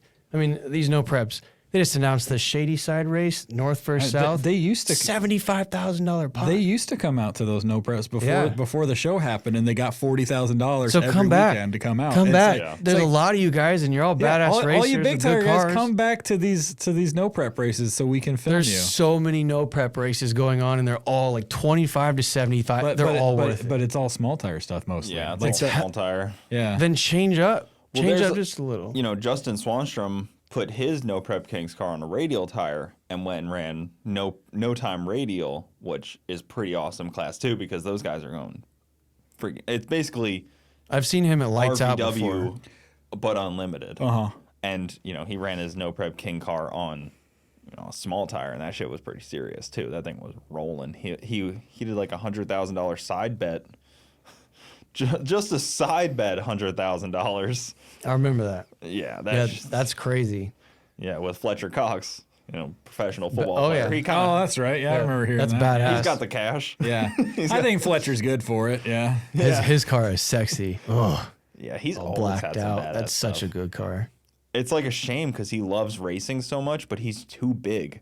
He's like Literally doesn't fit. 300 pounds. But I also think it's a business decision to not put your NFL body in a race car. Well, he's retired now. Well, now he's retired, but forever he's been was been playing. owner and crew chief of all of his race cars, and he's had so many of them. but still, I mean, see fitting in it. he's like a huge guy. Dude, they could. All of his cars are custom built chassis. He could have a chassis built for him. Regardless, you'd still have to spend so much to get the weight out of it versus putting a guy that's 180 pounds, 200 pounds lighter than you in it. I'm 6'3" and I don't fit in a bunch of cars. I think we just said that Fletcher doesn't have a money problem, so I think he could probably have a car built for It him. would just be weird ergonomics and But- it wouldn't but race Get right. to that level where you just can't. No amount of money will take another pound out. I get it. I get it. There's no amount of cash in some of these cars that will take another pound out. Unless That's Fletcher, actually crazy. Unless Fletcher Yeah. decided to like go on Ozempic and just really get small. Is it? I mean, he doesn't need to be big anymore since he's out of the NFL, right? No. Yeah, he doesn't need all that strength and muscle and everything. Nah, you're not a lineman anymore, He can dude. become just a really tall jockey for his cars now. Exactly. Yeah. But even like, Justin Swanstrom, he's not as big, and he still had a jockey drive his car at that no prep deal because taking another 80 pounds off a car when there's no weight limit is pretty big. And that's crazy to think about because 80 pounds, I'd be really thinking, I'd be like, I don't know, I'd really rather drive this deal. I'd rather drive it myself. Yeah, I like driving my car. So are you guys coming back for Sick Week then? Yeah. Yes, Well, I'm sure we'll be back for 100%. that. That's event it's like annual thing every year now. Are you guys not coming back for the Christmas tree race? I want to. We want to. We really do. I but really want to. It's going to be live streamed. I'm sure Garrett's doing videos of it and everything. So it's like us coming and filming it and getting videos out in a time of fashion. Probably not doable. But I still want to come to the race. Yeah, there's like a feel at that race. Are you racing there with the tree? Yeah. You need a What are you photographer? Come on. What are you taking? I'm putting a tree on the Camaro. Okay. Yeah. All right. I've historically had my poorest showings of all time at this race. Oh, You well, know. it's your time then to Yeah. win. You're due for one. Yeah, the first time I went, I broke the turbo, which it wasn't a precision fault. It was I dropped something in it. It was Oh, oops. and then the second time I went, I had expired tires. The tires on the Camaro wouldn't hook anymore. They said no more. Oh, Put new tires on, a car went right down the track. Yeah. damn. So great showing. Well, now you've learned a lot, yeah. and so now Then the it's time to next win. year, the car was broken. Oh, So I took the Mustang. That was very slow. And then last year I had a baby, so I couldn't go. How many cars are they having at this deal? It's invitational, right? You send like a request, and then they They approve you. it or Yeah. not. Do you know how many cars it is? 32. Is it a 32 car field? Yeah, I'm pretty wow. is Garrett really doing a live stream? Yeah. Sure. Yeah. Okay. he Yeah, owns a it'll be live on stream Freedom company. Plus. Yeah, I know he does. It'd But be hard for us to do a video then. yeah, but it's still there's something about capturing that feel Yeah. of that race, and I try to tell everyone that that's a must experience type of race. I've wanted to go. I'd love to go. We're not in charge of that. Kyle won't come to Florida anymore. You think so? Wait, when's the last time he was in Florida? Does he just send us every time and us not realize Well, it? I think told me he he has came bad to luck. his first sick week ever this year, and Tom Bailey gave him shit for it. He's like, "Oh," he said something, and I remember him just giving him shit about like not being there or something. He's had I'm sure he's had legit reasons for not coming each time, but like, yeah, I think this is his first sick week. was this year. Well, he told me in a text that him and Florida have a bad relationship with each other, so he doesn't come to Florida. Oh. He said, Us and street racing in Florida hasn't gone well in the past. It's expensive here except for too. This year. He said it's the most expensive state. yeah, he To said, travel to. Florida and I have a love-hate relationship. So that's unfortunate. Well, Fred and I love it. There's no hate, so send us down. So he just keeps sending us down here. I'm fine with that. Yeah. I like it down here. We come here so much. We have restaurants. We regular Really at. frequent. This is one of the few places I would move in the country. To Bradenton? Yeah. Bradenton's the spot. 100%. This I'm not area kidding. I probably would. Yeah. We go all over, and this is one of the only places I would live. Yeah. That's good to know because, sometimes when you live somewhere, you're like, should I leave here? But I like Bradenton. Grass is always greener on the other side. You just got to find your people and your peace wherever you're at. But like Bradenton, as far as like the visual aesthetic and the things to do, and there obviously is a whole bunch to piece together. But we just go to a lot of places, and I personally enjoy it here. And like Disney World's like 2 hours away. So I don't know if I'd be going there Disney too all the much. time. Expensive and packed. I don't know. Do you guys think that Dragon Drive's a little oversaturated at the moment? I don't know about that. Do you know how For many you events? guys creating content about so- Dragon so Drive? I Not don't- for the participants, because if there's So I don't mind at all. There's a lot of drag and drive races out there. I don't think it just needs to be limited to a few because every part of the country now has drag and drives. I think there was like 26 drag and drives last year. I think so. There's like literally 26. It doesn't drag and drives. affect us really. It doesn't like. We that just gives us more drag and drives to pick and choose from what we want to cover basically. And like I think everybody is in kind of agreement that the all-star game of drag and drives is Sick week every for year. sure. And like the classic drag and drive is Drag week. drag week. Like that's the classic. Like they're gonna have good cars show up to that one every year, but it might not be as many of the high caliber cars or whatever. Like Sick Week has, I think they have to have half of their cars be 850 or quicker. Is what like that was their goal of doing that event. yeah. Instead of like most of them being 10 seconds or slower, it's at least half of them are 850 or quicker. It'll be interesting as the cars get faster at Sick Week because, they separate like the slower cars in the second half of the day. There's going to be really no separation For what? for Sick Week of like normally it's like the 11-second cars, you go second. All the fast guys go first, but then it's all going to be fast guys. They've been doing that for years though, the 850 thing. I know, but we're running there's so many fast drag and drive cars now that it's almost going to be no slow guys. But that's what you want as But a that's spectator. that's what you want as like if you're spectating, you're covering the content there. Yes. It's like you want the exciting, cool cars to come out to that. And like the I could say the best one we probably go to is Sick Week. There's still over 100 vehicles that are going pretty slow. And there's a lot of really cool stories with those cars. So I'm fine with the 50-50 split. You got to have some entertainment, though. Like if nothing's even going in the 7s and maybe 1 or 2 or 3 or 4 are going into 8s, I mean, brother, that's a 7-day deal. You want to follow a dramatic story. Yeah, you got to have a back and forth. You want to have like the overall be real close to the end, because that's like, it just keeps us going throughout the week. As a spectator, as a viewer, people watching our videos. We're working like 16 to 20 hours a day. I don't know if our fans realize it, but when they're watching the video, that was like 16 to 20 hours each day, 5 to 7 days in a row. And that type of stuff, when it's like exciting like that, it keeps us going. We're engaged. We want to tell this story. We're up editing till 2 or 3 in the morning. Then we got to get up at 7 again. It's like, if there's something fun to follow, something fun to write about, or our video editor or something, he can actually he's up just as late editing, puts out a video every morning. So yeah, the daily stuff's important. You got to have competition. If that stuff comes out any later than daily, people are already like uninterested. We love the daily it's too stuff. Slow. There's the guys that they'll sit there at work and they'll watch the entire live stream while it happens because they're maybe working in a shop. They'll just have the live stream on for sick week. And then there's guys that they'll get home and they'll watch our hour-and-a-half video and kind of get a synopsis of everything that happened that day. Yeah, well, you need that. I mean, not everybody can watch the full. No, absolutely. So I feel then like you see the live comments and it's like, "Where's Cletus?" People just like messing her. Cletus coming to the lanes, or like Cletus is broken. Like people like start trolling and making rumors like, "Oh no, you know James rolled the car." Jesus, like on the street or something. You know, like it's out. Yeah. They like to make those. We'll get the comments. It's like Cletus is at 11:27. By the way, it's like. So everybody's just skip there. Yeah. It's like, all right, come on, guys. Yeah, delete them. There's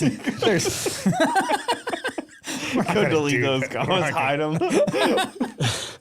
Just staying in there. Because, Kyle will troll them back, too. Yeah. Do you guys have any big trips planned in 2025? Like big stuff? I don't even talk much about that yet, but have you had your meeting? Nah, we haven't talked much about what we're doing in 2025 yet. We're probably enjoying winter break. That'll probably happen in the next month or so. Yeah, right. We slow down a lot, as you know, in the wintertime. So right now, giveaway just ended. Yeah, giveaway just ended. If we weren't doing garages right now, and you weren't going to PRA, we wouldn't even be out of Nebraska. We'd just be at home chilling right now. Yeah. But other than that, we were going to do something early January, but not sure if that's happening anymore. Yeah. That was going to be down south, a street thing. But not sure if that's happening anymore. Other than that. Sick Week's the first thing that we had planned. Sick Week, TX2K. We'll be at the normal we're going to Streetcar Bragging Rights. It's at some point next year. I think they have several of those. Nate does a good job at those events. The one in May. Okay, okay, the May one. Yeah. Okay. Were you guys at World Cup? Yeah. We've been to the last like 10 years of that. Or did daily videos. I saw you. I don't feel like I didn't see Fred at World Cup. I was at the finish line all week. Okay. Pretty much. Yeah, I was at the finish line, or I'd drive down to get somebody's reaction after they got off the track, and I'd drive back to the finish line. Makes sense. Yeah. Yeah. I didn't get, I saw people's cars go by me at the finish line a lot, but I didn't get to say hi to those people. So interesting. Yeah, because I saw Witty a bunch, but I didn't see Fred there. But I assumed you had to have been there. Yeah. And then I saw Matt on the starting line. I was on the property. I was just at Matt's start line. Yeah. Okay. Weird. So there's no big events that you guys are being drawn to. You usually have like some kind of something that you're thinking at least. We just haven't sat down to. Yeah, we just haven't. Kyle's good in the sense where he gives us that like month to like truly check out and relax. So because. Like he said, sometimes we're working 16 to 20-hour days, and we're gone 30 to 40 weekends a year. That's a lot of fucking content. That's a lot of your brain is just overloaded. And so to have that month where you're actually able to just relax and not think already about next year helps you mentally and physically recharge so that you can come in strong for the next year. And the editors have stuff that's still going to be... Yeah, they're still chained to their desks in the office, unfortunately. Yeah, we slip a pizza under the door every once in a while. Yeah. But they still have a backlog of footage, videos to make, plenty before we have to go to another event or anything. Did you guys go to GTR? Kyle and Matt went to the GTR Festival. Okay. Yeah. And then we went to a full-size truck race in Alabama. Yeah, you went to Alabama. First time there. Like full-size, like... Pickup truck race, pickup truck. Yeah, pickup trucks. Yeah. I wanted to see some of that GTR World Cup stuff. GTR Festival. Yeah. Festival because what was it? N2 was there, that one that goes sixes. Yeah, June 2. Doing That the thing's wheelies. pretty sick. Is that the fastest GTR in the world? Yeah, the R32, I think. So when I had what's his name, Andrew Hawkins on, he was like, it's the fastest. What bullshit did he come up with? Listen to what he added when he was giving me Andrew, like, I hope you're listening to this. he was giving me like things, and he was like, factory radiator support. That was Fastest with the factory radiator support. I was like, Andrew, you can't start throwing out factory radiator support on me, dude. Like, that is the least impressive. Or like, I was like, what is that? 2 pounds? Like, what are we talking about? I just want to know the fastest GTR. fast GTR with red door handles. Like, come on, dude. Yeah. Did you? Okay, have you delved into Is that the proper use of the word? I don't know. Have you doved? It's No, delved. that's not that. It's probably delved. If you delved into what a manual transmission is with Andrew, He's lectured me on it. oh my gosh. Okay, for anybody at home that doesn't know, Andrew Hawkins believes that if you have a sequential transmission, like sequentially shifted, like you don't have to use the clutch after you get out of first. If you have that, you should be able to get in a stick shift class Yes. because it's a manual transmission. Mm-hmm. And I was like, that's not how that works. He's like, yes, it is. And we sat there, I believe Cletus and I sat there in his shop, and he went live on his Instagram. We sat there and argued with him for like 15 minutes on how that's not a stick car. But he will swear all day that's a stick car. He is definitely the in his mind, he definitely has all the answers.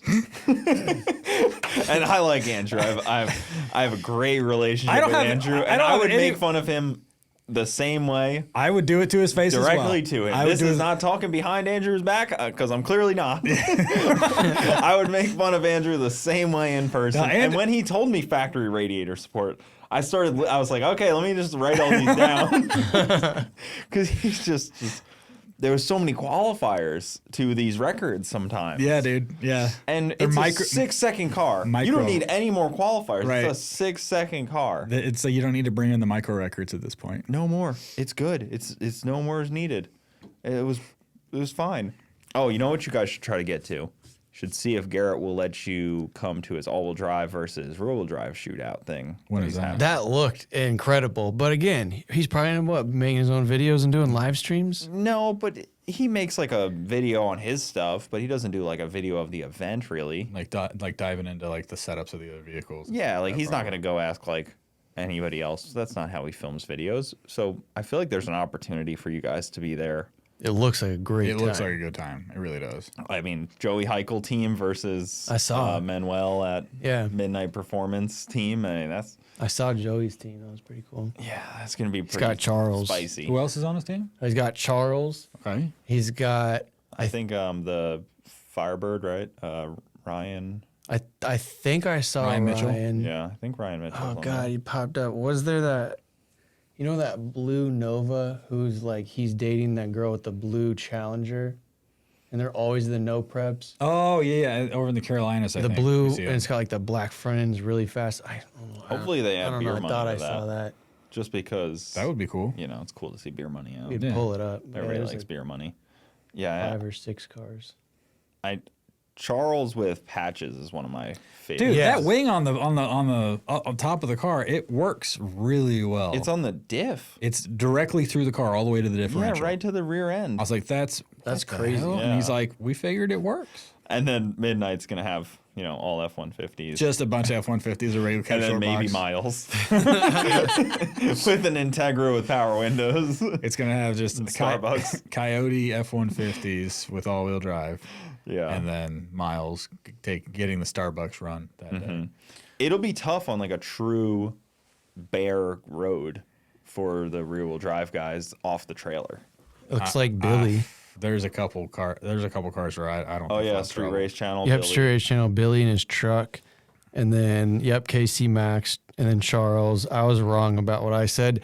The reason I thought that is there's a silver. It looks like Nova with the black front end or something. Okay, so at least 3 of these cars have hundreds, if not thousands, of hits on them with their owners. Yeah, Billy's. And they've won lots of victories too. Billy, Ryan, and Joey all have probably at least 1,000 hits on their cars. So it's like their stuff's proven. Charles is proven too. Oh, I'm not saying he's not, but I'm saying like I know for the fact those 3 guys can just go to any road and be like, "What's the temperature out?" Type temperature into their thing and pull up a log that was like exact same. My thoughts were if they get down the first round, if they win the first round, they'll have it pretty well figured out for the second round. Because the all-wheel drive cars will get down well in the first round. The rear-wheel drive guys will have to like make a guess at it. But then after they make a guess, those guys are pretty good at guessing though. And especially if you have a team of them.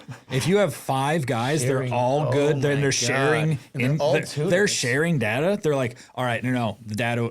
Check out my data for this one. We'll load it up for this. Yeah, dude. I think they could be very deadly if they all teamed up. And all the guys we know tune their own cars. Yeah. Oh yeah. But like a lot of people have like their friends do it, or a tuner, or phone in. Like these 3 guys. If you're in no prep, you got to tune your own shit. Like I have a tuner for my car, but like you can have a tuner when you got a radial car. If you're like a no prep guy, you got to be able to like dial that do your shit. own that stuff. makes sense. Yeah. I do see a lot. Or have like your team with like 1 or 2 guys, you know, because there's a lot of variables on that deal. That looks like a good race though. Interesting. I would like to go. I'm sure Garrett would let you guys film that deal. Can't imagine he wouldn't. Oh, I don't think he'd say no. It's just a thing of like, would the views be there by the time we got the video out? Because people had already seen what happened. Yeah, but I don't know. I feel like it'd still be good. I personally think it'd be cool, but I guess, yeah, I mean, I don't know. It would just be depending on how much was already shown. Yeah. Because if only like some of it was shown, and a lot of those other guys have YouTube channels too, like the Houston Street Monster guys. They have like a pretty big YouTube channel and stuff too. But those Coyotes are well, I guess one of them isn't even a Coyote anymore. It's a big block F-150. Oh my God. Jeez. Yeah. What the hell? The orange one's a big block twin turbo F-150. That's badass. Seemed odd to take the Coyote out, but I was like, yeah. They've been seeing everyone go with those twin turbo big blocks. That's a weird combo for that truck. Yeah. That's cool. That's really cool. I've never heard of that. I guess the chassis were that good that they were like, you know, the chassis. Is it all-wheel drive? Still all-wheel drive. All-wheel drive big block? Dang. What, buddy? Okay, this thing's wild. Yeah, I mean, it's probably a 480 car on bare concrete. All right, we'll try to go to this event. Yeah, that sounds good. But even that, like, even Jason Hefner on the last one in the R8 did really well. Like, he was going rounds and he was doing awesome, but he bowed out because FL2K was the next day and he heard a noise in his transmission. And he was like, I'm just going to go fix it for FL2K, and just left and went and fixed it and then brought it to FL2K to make sure it was good. So I was like, Smart. Good guy, Jason. Those are expensive transmissions. Yeah. yeah, it was a smart move to be like, didn't sound right. Yeah. Yeah. I was actually at last week when the race was going on. Brett LaSala's car actually had an issue, and I couldn't believe it. What? Yeah, Never there's seen that. No way. It didn't. Yeah, it was What like, happened? Yeah, like we broke apart. Glitch in the Matrix. Yeah, I was like, Glitch in the Matrix. you're lying, dude. Broke It didn't apart. break anything. Don't lie to me. He just lost. I got the belt for him. Brett LaSala belt. Oh, that's the Brella belt. It's every time he wins, you get It's the The green green belt. belt. That's when he's brought up. Yeah. You know, just to pay respects to Brett LaSala. Just the hot rod green Mustang, you know. Garrett's dad, as they call him. Has he been talking about what his goal with that car is? That new car? I mean, it'll probably go 5s. Yeah, that's what Yeah, he but said. like drag and drive wise. I don't want to say it if he hasn't told people, but he has a pretty lofty goal for that car. I'm sure I've heard it, and I'm sure he's not afraid to put it out there. If we were to guess, I'm sure it's going to be like a 630 average. He wants the record. That's He wants the average record. And it's 619. that's wild. That's insane. So But here's the thing. If anybody out of the current group of drag and drivers out there Consistence. could do it, Yeah. I think Brett could do it. yeah, I don't know what other car I would even think at this current time could take that drag and drive. Or even who has the desire to do so. Like, I love Tom Bailey, but like his car, he's so spread thin with running the event and it being his event that it makes it tough for him. And a big tire car, they always fail in Bradenton. They always fail at He didn't these even radial he didn't even tracks. bring one of those cars. He brought the Durango last year. Yeah. That was cool. But now cool. 2.0 is ready. Yep. Ready. What 2.0, the 6 second? Yeah, the long boy. Yeah. Yeah, they ran the 5. Yep. Yep. But, you know, it needs a lot of testing, I would imagine. Well, he's got time. He's got a lot of time between now and he's got 2 months. He's a busy guy, though. I don't know if you know this, but it seems like he's got 55 events going on this year. Yeah, it's fair. It's fair. But so this year at Sick Week, when Lutz came out to it for the first time, it was the first time he did a drag drive in like 8 years. Yep. When I went up to him, I asked him what his goal was, and he wanted to break his own record, which was the average record. He didn't make it very far. I think made it to like day 2 before it was basically like there was no way he could do it. But so there was somebody else trying to get the record, but how do we get Larson back? Dude, that's a good question. How do we get Larry What is he Larson doing back? these days? Cool. Is he still doing the no prep stuff? I think he's still got the no prep king. Yeah. Yeah. I think he sold the Cadillac. He had that. He still got. ATSV. He has to still have the pickup. He has to still have the. There's pickup. no way that pickup's gone. It's got to be around. It's got to be sitting in the shop. But that truck needs to come out and get a trailer attached to the back of it, and needs to come out to Sick Week. He should put a radial on it too. Whatever. I don't care what he That'd be puts cool on to see it. him back. I want to see him come back to Drag and Drive. I want to see him come out to Sick Week. I want to Well, see. yeah. I mean, if you were thinking like top 5 drag and drive legends, If you had Bailey, Lutz, Dude, there's so many guys from the No Prep Kings that could come back out and would be nostalgic for us. That's who we started filming. I just want to see like the peak of drag and drive. peak of Drag and Drive. Yeah. So Yeah. To me, that's like Schroeder, Larry Larson. Dave Schroeder, Schroeder, yeah. Lutz, Bailey, Larson. God, isn't there another? There's guy? like photos. Brett. Brett. There's But- like photos that get burned into your brain, and him driving the truck in the rain. fucking Brian, the Sweet, Bryant, with the Sweet or the Javelin. the Javelin. Oh, okay. Yeah. But the Swedes are coming over with a split bumper Pro Mod. Yep, they're done with the C3, right? Yep. So they're moving on to split bumper Pro Mod. So that definitely going to be at least a low 6 second car. They usually perform really well. They do, yeah. So if that car's figured out, God, that would be just those 5 or 6 cars. If those could come out and just swing for the. Did fence. you take that photo where Lutz's car is driving in the rain, or was that like maybe Kevin Cox. Cox? Yeah. I think that was in like 20. Because that's one of those photos that is like burned into my brain. With the orange Camaro and the two big tires. yep. That was Kevin Cox. Well, there's that one, but then there's also one of it on the side, like in the pouring rain with just the window cracked a little bit. And I'm pretty sure Larry Larson's car, the truck. And it's just like I don't remember this. cruising down the street. It's somewhere out there, but it's a I really want to cool guess photo. it was Kevin Cox. Probably. Might have been. But then, yeah, then there's obviously the Camaro with the 2 tires on the back like that. That was for sure. Yeah. I can't remember. Yeah. Seeing those cars roll down the road, like a Pro Mod attached with a trailer attached, rolling down in regular traffic, it's the most wild thing in the world. It never gets old. Yeah, that's one of the coolest parts. That's And why, like, for like the week or two after a drag and drive, if I see a car pulling a trailer, my immediate oh, thought in the race back of my week. head is like, "Oh, race weeker, what's up?" It's like, "Oh, it's just he's just moving. He's You just know, what's this guy up to? this guy's got a Buick and a U-Haul trailer. I thought it was a drag and driver. real yeah. quick. You never know these days. That's you know? what I'm saying. You There's some see cool just like a stuff. regular ass Buick, and you're like, oh shit, what's that? So have you ever been to an event or filmed an event and the video goes up, or you're at the event and it just doesn't get the attention it deserves, and there's just like a sadness where you're like, A lot. Yes. There's been I've stopped like giving not hope into videos, but it's like there used to be times where this is a banger.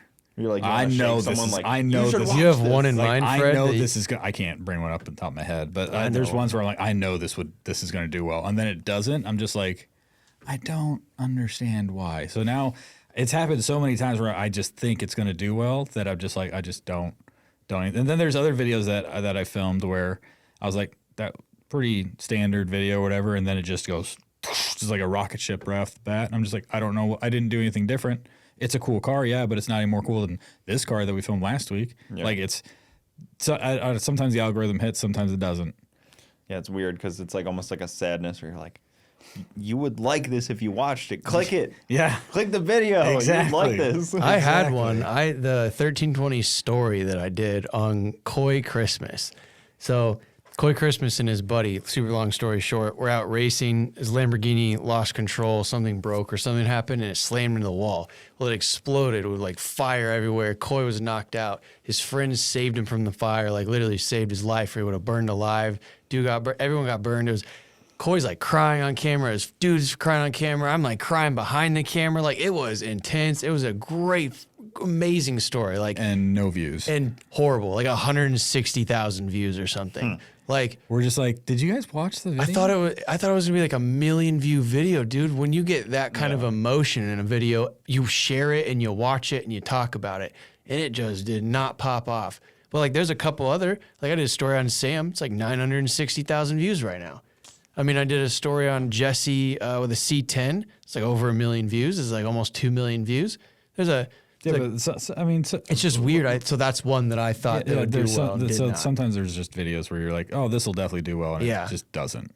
And then there's videos where you're like, oh, this is pretty normal, and then it pops off. So Yeah, that was one. I can't think of any specifically. off the top of my head where I'm just like, this should do really well, and then it didn't. Mm-hmm. But it's definitely happened several times. Just let your expectations just not be as high anymore, and you're just Right. You know, If I leave my expectations in this range and it goes here, I'll be excited. yeah. But if I put it to, oh, this is a banger video, and then it falls here, I'm just like, well, what did I do wrong? Me and Garrett talk about that all the time. Or like, you know, me and Jimmy Dale, he was like hyping up this video he's about to post, and it's up for like 25 minutes, and I see the views, and I'm like, hey, buddy, doesn't look like it's doing so hot. And he's You like, doing all right? he's like, it's 10 out of 10. I was like, how about we try changing the thumbnail?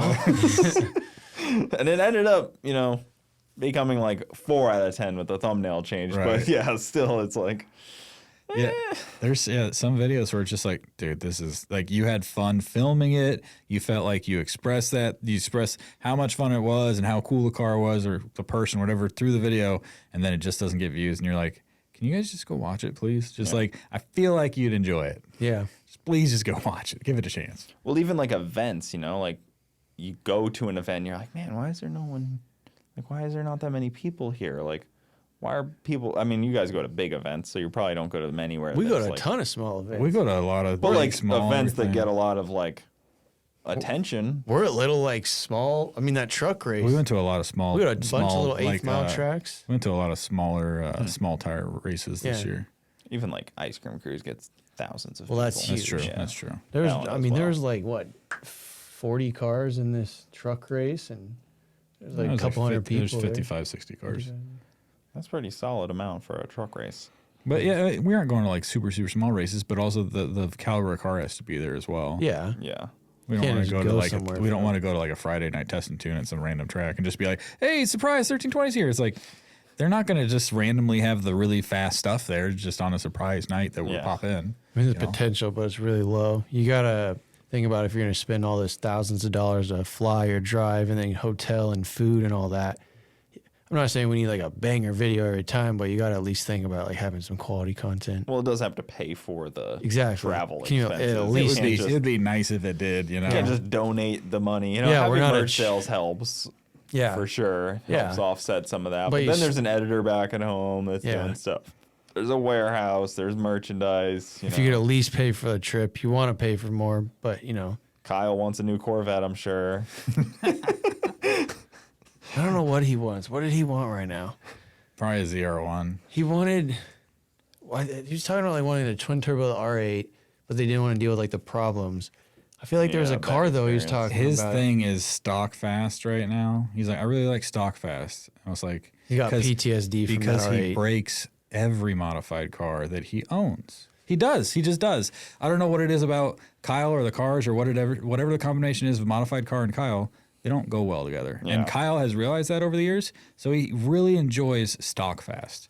And when the ZR1 comes out and they're like 1,064 horsepower, that's stock fast. I feel like Kyle would really enjoy that. Also, he said before that he would really like a Porsche. Randomly, he said, you know, a 911 turbo would be really fun. I was like, I don't see him as a Porsche guy at all. He said that, but then he also has followed up multiple times saying it's just not enough. It's not like the pop. He's said a 720S McLaren multiple times. There's no I heard one in Matt this talk world about that it. won't like a 992 Porsche. Oh, I'm sure. Yeah, know? but I don't know if it would just. I don't know if it, Like if a 911 turbo. He would have to drive it to see if he likes the driving experience of the car before he spends all that money on the car. I love Porsches. Oh. Maddie daily drives Garrett's wife drives a we've driven 911 Turbo S, and she showed up the other day with it. And it's so funny because she's like, yeah, I really like this car. I'm like, I bet. It's a $200,000 car. Garrett I hope jumped so. it. I bet everyone in the world likes that car. It's literally one of the best cars ever. She's like, Porsches it drives drive really nice. perfect. I'm like, It's the best driving Yes. car there is. yes, it does. You are absolutely right, Maddie. Yeah. Every car reviewer across the world agrees with her. But she's not like saying it from like a, like a pompous level. No, She's just like, No, I get it. She's like, I really like the car. It drives really nice. Yeah. She's like, it does. I know she's not lying. If at you all. talk to track I know it people does. that do a lot of circuit racing, the guys that like race a lot and have raced a bunch of cars, some of them talk about how it's almost boring to drive a Porsche around a track because of how good and planted and almost like you're just on a track, like a set track. They said sometimes it's a little more interesting to drive like a rear-wheel drive car or something a little more rolly Nice to get Miata. something into it. Yeah. Dude, those are apparently some of the best track cars that ever be. I've never owned a Miata, and I feel like as a car guy, like, I need to almost. Like, I feel like it's like, especially as a YouTuber car guy, I feel like a Miata is like one of the things you The got. video games make you feel like it. Forza I've and never Gran owned one Turismo. either. Never owned one. I've been in a few. They keep up with some stuff with the track. You ever go to a track day and you see the Miatas? They're keeping up with some of the They wild do like the stuff. spec Miata races where there's like 25 of them out there, and they're like, Yeah, they all have they're all like built to the exact They same can stay specifications. pinned the whole time. Yeah. You just have to let off. There's no brakes. You're just letting off. that seems fun. I love the 911 Turbo S videos with like Jeremy Clarkson, and he's like, every time you drive this, you have to launch it at every stop, and he's like at like a crosswalk, and he's just. That sounds like Garrett. How many Garrett launched it? When we did Like the 10 1320 garages with Garrett, we get in the I rode in his plane from his house to the factory or whatever, and then went over to the shop. 10-minute drive. You're not gonna drive there. It's a 4-minute flight. Might as well be a 4-minute flight. So we did that, and then he took the 911 over to the Freedom Factory from the shop, and as soon as we get in the car, he's like, this thing launches really well. I was like, yeah. He's like, and then comes up every time the car stopped. Yeah. Like whether it was a normal stop or he just decided to. And then once we were just about to the Freedom Factory, going down the road right there between the two tracks. And he's like, Fred, have I launched this yet for you? I was like, and he's like,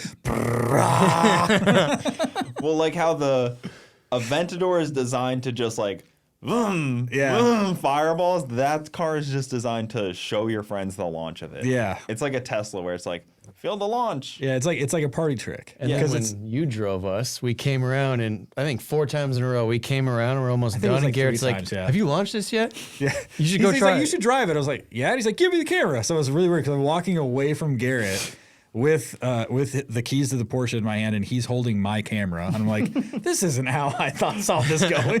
Well, the day he got that car, he was like, you should show Bronte the launch. And handed me the keys to it. And I was like, sure. Come on, Bronte, let's go for a ride. It's just the Porsche way. I actually heard, I think one of the AIM guys told me this. It was one of Some badass. some of the Porsche guys, but it was a Porsche or an R8. It was one or the other, something like that. One of those high end cars that would go into TX2K or something like that. That was drag racing.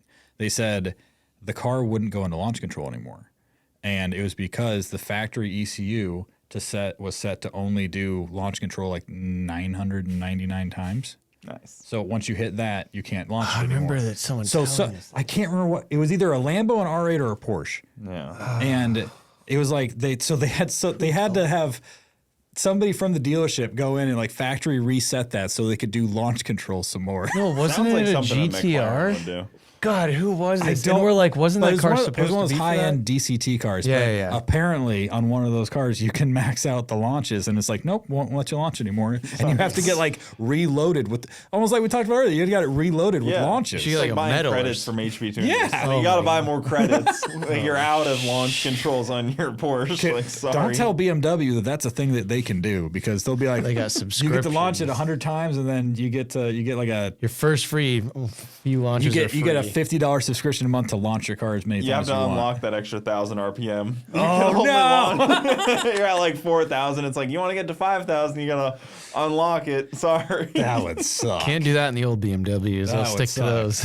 They should do that to all the leased vehicles, since it's like it's not your vehicle anyway. You're just renting it, so you don't get to do these unless you pay this much. That's fair. Or at least give them like 50. Yeah. Have like a counter. Yeah. For leased vehicles, I see doing that. For if you sell them the car, like Yeah. BMW, don't do that subscription stuff. That's so cheap. You know what I do like is those, what is it, the Porsche Cayenne SUVs that people are like making like off-road editions. Oh, I've seen that. They're using like the older ones. Dude, they're really well. It has a locking center diff out of the factory, so it's like automatically it does really well off road actually. And they're fairly cheap. They're like 18 grand for like a nice one. Depends on the ones you get. The first gen follow a ones couple, are very bad with electrical issues, but they're cheap, and you can even get a turbo Cayenne for not that bad. And if they're well maintained, that's great. But still, electrical issues a lot for those first gen ones. Seems like a cool off-roader. Yeah, it does. I follow a guy on Instagram. It's like Harry something. Yeah, and they have- he's. Do you follow the guy too? I think so. Yeah, he's got like a rooftop tent. He's got the little awning thing, and he On a does Porsche. tons So of funny. like. He is serious. He goes to like have- Hell's Gate and Moab and does all sorts of stuff. They work really well, and the way that the size of them are, like the approach and decline angles or whatever it is, on and off like obstacles, really good on those things, especially when you lift them up a little bit, put some tires on them. Yeah. My brother, he was like he had a weird job. He was the surf coordinator for this guy Darius that founded Vitamin Water and sold like a big percentage of it. Still had a large percentage, but you know, billions of dollars. He's like 45 years old, and all he wants to do every day is go surfing. So he hired my brother to like go places and scope it out. So like he'd send him to like Thailand, and he'd be like, hey, figure out where like the good surf is, and I'll be there in a couple of days, tell me. Or like New York or California, like all this stuff, and he'd send my brother out beforehand. But I was Sounds talking to rough. my brother, and Sounds rough. yeah, he's like, sick this job. guy's got like a bunch of Porsches and stuff. He's got this new one that he just got that's lifted and like Oh, the off-road Dakar, tires. the Dakar. I Oh, was he's got a like- Dakar, 911 Dakar. yeah, I was like, yeah, that's a pretty cool one, James. That's a pretty cool one. Fuck yeah. He's like, it's got like a roof rack and stuff. I was like, yeah, Hell it's a yeah. pretty cool car. Those are cool. I'd take one of those. Yeah, and he's got a bunch of Porsches though. Like he's got like a bunch of old like air cooled stuff too. So he's like actually like pretty collector guy, Nice. but he's got so much money that it doesn't even. I heard Jay Leno say this. He's like, I just was a hoarder with cars, but if they go up and if the cars go up in value, the longer you own them, they call you a collector. So that's what that is. I was like, I know a lot of people that own a lot of cars, but they're all shit boxes. But if you own cars that go up in value, you're a collector now. Well, he's also one of the guys that owns a McLaren F1 and hasn't wadded his up. Seems like that's a common thing with the F1 owners. No, I think Mr. Bean, is that who did it? Is Yeah, that, I think he Elon Musk got did. robbed. he wrecked his 3 times. And Elon And it Musk. still sold for $12 million. That was at auction like a few years ago, and it was like known to be like pretty much the most wrecked one, because he drove the shit. He put like 40,000 miles on it. That's 40,000 miles that's on awesome. it. And it still sold for like $12 million. Yeah, and then, But I just saw a stat on the F1 recently that said basically the car is not totalable, because no matter what you did to the car, no matter what it was, the price of fixing the car will be far less than the value of the car, because those things are like $50-60 million cars now. yeah, then the That's crazy. other owners are probably like hyped when one gets wrecked. They're probably like, They only oh, made sick. 106 of them. I mean, but think about how much rarer yours gets as a non-wrecked one when one Right. gets wrecked. And 106, that's all the trim levels. That's the stock one, that's the LM, that's the GTR. And McLaren kept a couple. Yeah, and the Sultan of Brunei has like 6 of them that nobody's ever seen. They're all just sitting with mold in them. We saw one. Fred and I saw one in a private collection in Dallas. We got to go to this collection in Houston. Houston? I believe it was, yeah. Okay, it was in Texas. We weren't allowed to like photograph it. Well, I got to take pictures. We weren't allowed to post the photos or post videos or anything like that. We saw like a CLK Mercedes and McLaren F1 and There's a CLK GTR. crazy, dude. That they made 20 of those. There was like hundreds of amazing vehicles. But that was the first time and only time I've ever seen a F1 McLaren F1 in person. And a CLK Mercedes for me. CLK GTR, yeah. Like there's an F50 or an F40. There was an F40, F40, F50. There was an Enzo. 959. I mean, it was everything you'd think of. Did you see that video that just got released from when they overthrew the dictator of Syria like 4 days ago? No. And like, you know, they were storming his palace and stuff, and like they're storming like the inside of his car collection. And there's like F50s and stuff, and like Were they ruining them? I mean, They're fucking them up. they were just showing them in this video I saw. I'm sure later on, Yeah. people were ransacking them. But he had like a pretty legit car collection for a guy that was the dictator of a country. You know, they tend to have a nice car collection, but his was pretty nice. And you know, That'd be a good garage. He fled to Russia, so he literally just ditched all the cars. No. And they're all just like, Dude. what happened? Should we go over there and grab Goldwing some? That sucks McLaren, so like bad. Goldwing Mercedes sitting there, and like The pretty badass SLSs. stuff. When I went over to like Dubai and Qatar and places like that, there would literally be places where you'd drive by a Lambo that's street parked with like so much dust on it. Like you'd tell it hasn't been driven in like 2 years. But I'm like, why? What's going on? And then you go to a parking garage, same thing. It's just like a Rolls Royce and a Lambo and a Ferrari all right next to each other, all just dusty as shit. But also you got to think like if a car sits outside for a day, it looks like it's been outside for a month. Yeah. But still, some people just like they'll forget that they had their Rolls Royce in this Dusty parking place. garage. Well, so like I was thinking about this guy that, you know, he was the dictator and he had all these cars. Do you think he's watching like car YouTubers like he's watching like Doug DeMiro review a car and he's like, oh, okay. Oh, I should buy that one. Yeah, he's like, I don't. oh, I think those guys just want whatever car they want. If it's like, well, like he's got to like, what's the reason he? Where's wanted the it, though? influence? Yeah. like Everyone's he's watching like influenced by Supercar something. Blondie, and he's like, oh, the Gullwing doors are pretty cool. I sure hope he's not watching Supercar Blondie. Hey, hopefully he's watching us. We can come do a garage on him when he gets back. And Yeah, but he's like, there's remaining cars. he's got to like. How does anybody buy a car? You look at what you like. You take a look. So all the experiences in your life It come was together. the Lamborghini SUV. What is it? The LM 700. I don't know the old one. LM 002 or whatever. It Yeah, the big L is. Yeah. Old one. school SUV. Yeah. But like, how are you finding all these things that you like? You probably watching like some YouTubers reviewing a car in the U.S. Movies. Movies are a He's big watching influence. Shmee. Oh my God. There's something punchable about that guy. He's now Matt and Kyle did a garage on him. He's super nice guy apparently, but he understands that his persona to some people is just like it's just over the top obnoxious sometimes, and it's like, ugh. But Matt and Kyle are like he's the nicest guy in person. Every time I've ever interacted with him, Shmee is really awesome and he's super smart. When I was talking to him, he's like, I can spend 262 days in the U.S. until I have to pay taxes. He's like, and I spend 262 days, or like something like that. Like he was so calculated on everything he had. And Damn. Like, he was showing like some of his schedule and stuff and like how he makes videos, and he is super calculated. When we were going to test drive the C8s, we were on a bus with him for probably like 40 minutes and we were just talking about like some YouTube stuff, and he's one of the kings of it, I would say, is like the content, because he has such a flow of content that's He like has so many cars. He has all the cars. many. I've never met him. He's a good dude. He's a really nice guy. I would definitely recommend him as like good to people. I mean, his content's obviously not directed at me. I'm not like the guy for it, but he's really good person. And I can understand why some people might think that his content is punchable. Yes. Yes. It's Shmee. Yeah.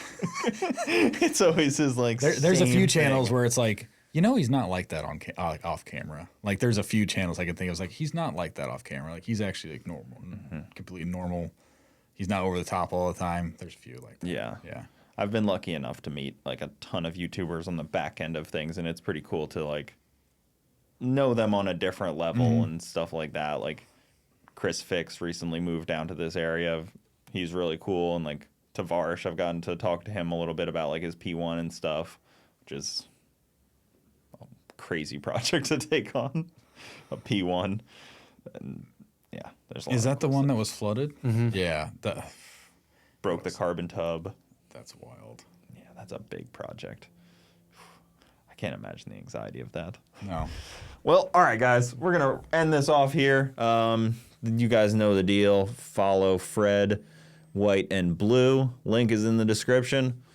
Crystal Clear Photography. Right? Yeah, crystal clear underscore 1320 video. Okay, Crystal Clear under. But Did it's you change it? it's Chris. No, it's been that. I have a crystal clear underscore photography. Okay, I was making sure I didn't. That's like my creative stuff. If you want to see like the drag racing cars, it's crystal clear, but it's CRYSTILL because it's still images. It'll be in the description.